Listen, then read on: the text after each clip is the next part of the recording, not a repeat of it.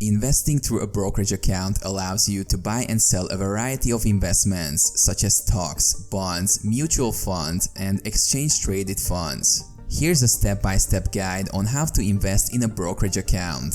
Research and choose a brokerage. Look for a reputable brokerage that aligns with your investment goals. Consider factors like fees, account minimums, investment options, research tools, and customer service.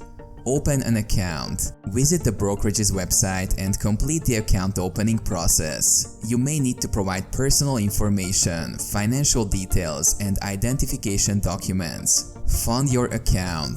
Transfer funds into your brokerage account. This can be done through a bank transfer, wire transfer, or linking your bank account to the brokerage. Determine your investment strategy. Define your investment goals, risk tolerance, and time horizon. Develop a well-diversified portfolio that aligns with your objectives. Consider factors such as asset allocation, sector exposure, and risk management. Research and select investments. Conduct thorough research on potential investments. Consider factors like company fundamentals, financial performance, industry trends, and valuation metrics. Utilize research tools and resources provided by your brokerage.